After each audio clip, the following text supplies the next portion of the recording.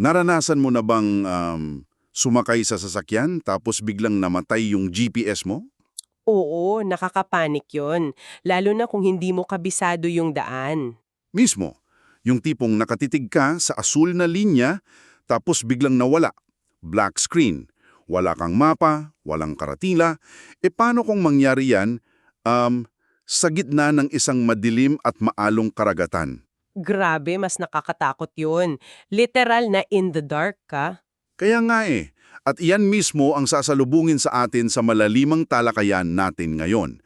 Welcome sa ating deep dive kung saan tatalakayin natin ang isang serye ng mga dokumento at videos mula noong October 2024. At hindi ito ordinaryong text lang. Hindi talaga. Laman kasi nito yung mga personal na pangitian at mensahe tungkol sa espiritualidad mula sa isang taong nagngangalang Narciso o Lalo.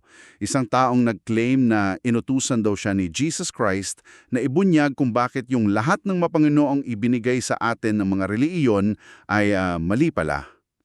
Medyo mabigat na topic yan. Kaya bago tayo sumisid ng tuluyan, kailangan kong maglatag ng isang napakahigpit na paalala para sa iyo na nakikinig ngayon. Go ahead, kailangan natin yan. Kasi yung mga tekstong hihimayin natin ngayon ay naglalaman ng mga napakatatalas at minsan brutal na kritisismo laban sa mga kilalang institusyon ng relihiyon at sa mga lider nito. Kaya nais kong maging napakaklaro. Hindi namin ini-endorso at hindi rin namin kinokontra ang mga pananaw na ito. Tama, neutral ground tayo rito. Mismo, mapakaliwa man o mapakanan ng panlasa mo sa politika o sa iyong personal na paniniwala, naririto lamang tayo upang himayin ng walang kinikilingan kung ano eksakto ang sinasabi ng original na material. Walang dagdag, walang bawas. Kumbaga sinusuri lang natin ito bilang isang malalim na teksto na nag-aalok ng ibang pananaw. Kaya para sa iyo na nakikinig, tatanungin kita, naranasan mo na bang questionin yung mga nakasanayang turo ng inyong simbahan? Yung tipong may bumubulong sa isip mo habang nakaupo ka sa misa o sa worship service. Oo, yung ganon.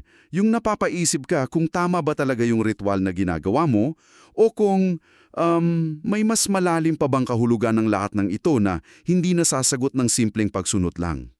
Dito iikot ang talakayan natin. Kaya, okay, himayin natin to. Simulan natin sa pinaka-core ng pangitian niya, yung kwento sa dagat. Sige, ganito kasi ang eksena sa isa sa mga pinakadetalyadong bahagi ng source. Nakita raw ni Olalo yung sarili niya sa isang pangitain na kasama si Jesus Christ.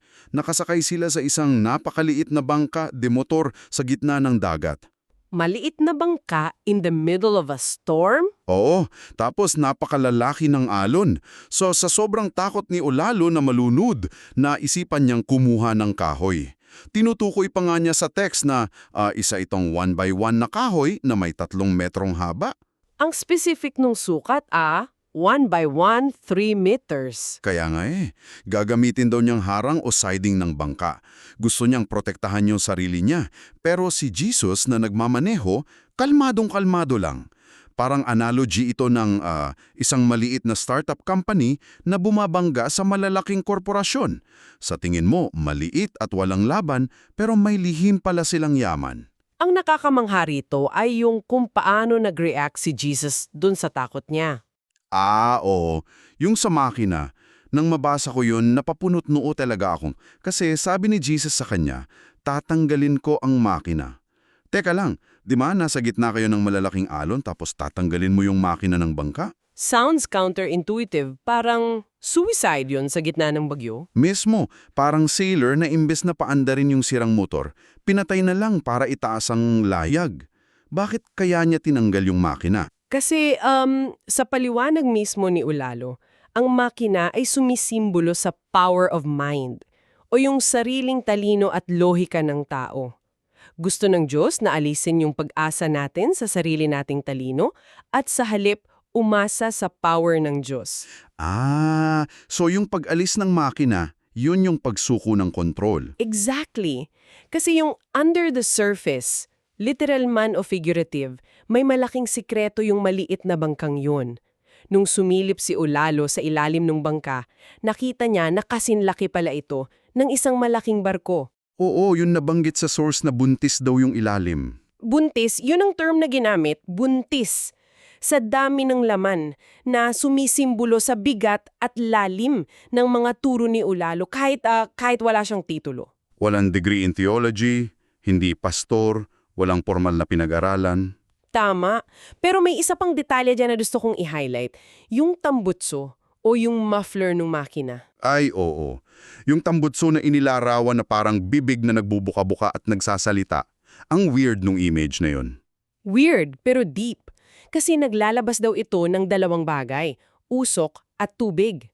Yung usok, ito yung mga mabigat na babala tukol sa impyerno at kapahamakan. Kumbaga toxic exhaust na kailangang ilabas para balaan ng mga tao. Mismo. Tapos yung tubig naman, ito yung malinaw na mga pangaral na naglilinis. Yung tipong nagpapa-cool down sa makina. Ang galing ng metaforang yun. Pero teka, kung may ganyan kakalaking barko na nakatago saan yung maliit na bangka at may dala kang ganyang klaseng mga mensahe, paniguradong may babangga sa'yo, di ba? Hindi maiiwasan yan. At dyan papasok yung susunod na part ng pangitian niya. Oo, kasi habang naglalayag sila, may isa pang bangka na humarang sa kanila. Ang eksaktong term sa source ay sadyang humaharang. Sinasadya talaga. Ano ba yung bangkang yun? Demonyo ba yun? Hindi. Mas controversial dyan. Ayon kay Olalo, yung bangkang nang haharang na yon ay ang mga organisadong relihiyon. Wait, yung mga relihiyon ang kalaban sa pangitian? Oo, sila yung mga naningisda ng mga tao at nagsasabing sila lamang daw ang may eksklusibong karapatan sa kaligtasan. Grabe yung atake niya doon na. Ilalatag ko lang yung direktang binanggit sa source kasi mabigat ito para sa iba. Ayon sa text, ang mga leader daw ng relihiyon tulad ng mga pastor at pari, nangongolekta daw ng pera. Gamit ang pangalan ng Diyos. Tama. Samantalang dapat daw ay absolutely free ang salita ng Diyos. Sabi pa doon, nagpapakilala silang banal pero may mga kasalanan naman daw in secret, katulad ng sugal, pagkuha ng kabit, pagpatay, at panlilinlang gamit ang pag-imbento ng mga peking resibo. Dinedetalye talaga yung korupsyon sa loob. Mismo. At hindi lang siya nag-generalize, pinangalanan niya sa source yung si Pastor Kibuloy, yung mga born-again groups, at ang Iglesia ni Cristo. Sila daw yung mga halimbawa ng mga grupong nagsasabing kapag wala ka sa kanila, hindi ka maliligtas. Again, reminder lang sa listeners natin na nire-report lang natin ang nasa source. Oo, we are just the messengers here. Pero paano niya pinatunayan na walang saysay itong mga relihiyong ito? May isa kang pangingitanihan dyan, di ba? Yung tungkol sa gusali. Yung gusali ng mga pintuan. Oo, narating ni na Olalo at Jesus ang isang napakalaking gusali na parang palasyo. At bawat pintuan sa palasyong iyon ay binuksan ni Olalo. Bawat pinto sumisimbolo sa isang relihiyon. Tapos ano yung nakita niya sa loob? Nakita niya yung mga pamilyang naliligaw. Naniniwala yung mga pamilyang ito na naroon na yung daan papunta sa pinakamataas na bundok. Pero the catch is... Walang daan palabas. Eksakto, walang nakitang kaligtasan si Olalo sa loob ng mga pintuang iyon. Kulong sila doon. Kung ikokonekta natin ito sa mas malaking larawan, Oo, kung ikokonekta natin ito sa mas malaking larawan, makikita natin yung matinding anti-institutional na tema ng buong dokumento.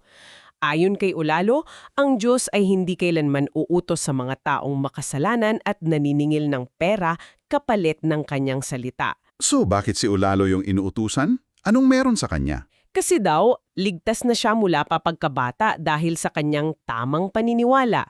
Hindi niya kailangan ng institusyon para maging banal. Wow! Okay, dito na magiging sobrang interesante. Kasi, kung hindi matatagpuan yung kaligtasan sa mga simbahan o sa mga pintuan na yan, ano ngayon ang mangyayari?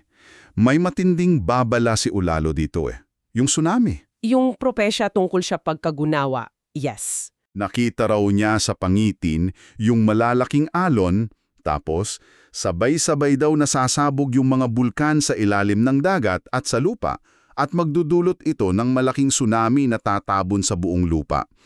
Ang utos sa kanya ni Jesus, umakyat sa pinakamataas na bundok para maligtas. Akyatin ang pinakamataas na bundok. Pero teka lang, pushback lang tayo ng konti sa source.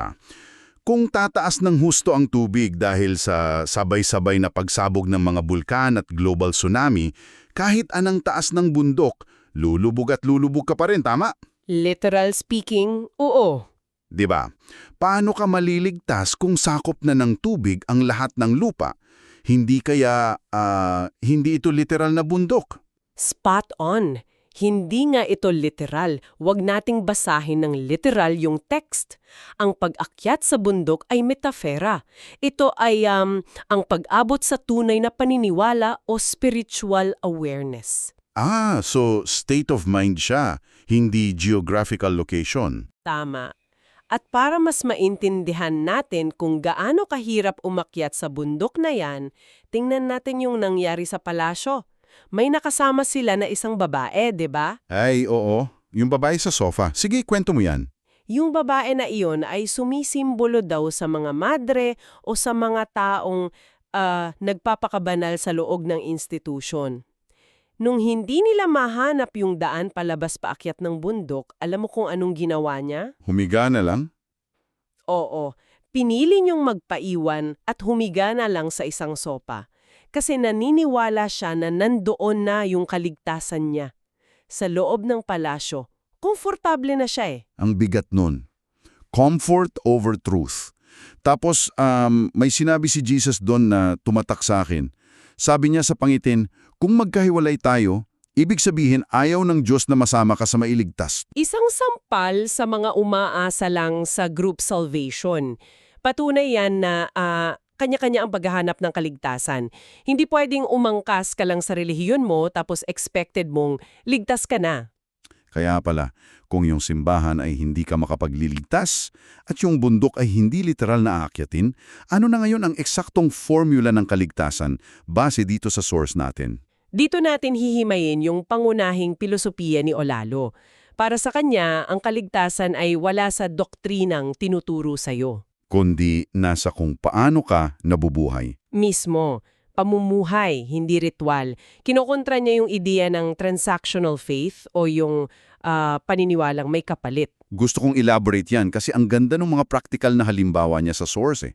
Yung una, yung tungkol sa puno sa bakuran. Yes, yung puno. Sabi doon, hindi mo iniiwang buhay ang isang puno sa bakuran nyo para lang masabing mabuti kang tao at para maligtas ka.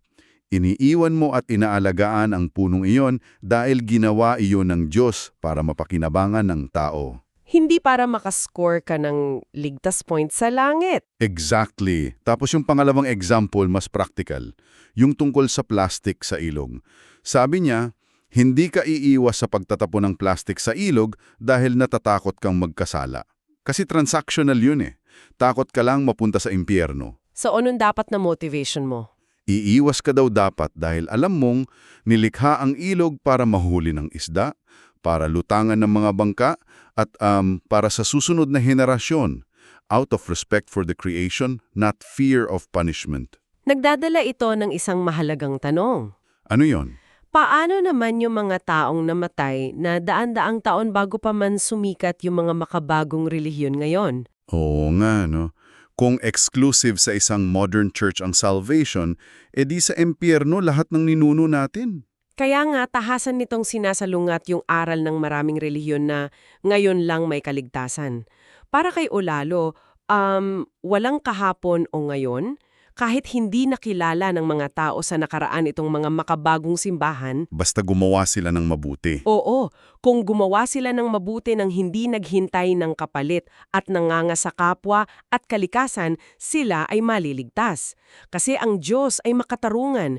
Imposibleng maimpyerno ang isang mabuting tao noon dahil lang wala pa yung mga nagpapakilalang sugo o pastor ngayon. Grabe. Para sa'yo na nakikinig ngayon, diretsuhin na natin.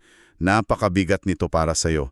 Sinasabi kasi rito na baka yung ginagawa mong kabutihan para lang purihin ka o para makaipon ng good karma point sa langit ay eksaktong dahilan kung bakit hindi ka maliligtas. Dahil ang motibo mo ay para sa sarili mo. Mismo, it's an ego trip disguised as holiness. Yan ang tinatawag niyang fake salvation.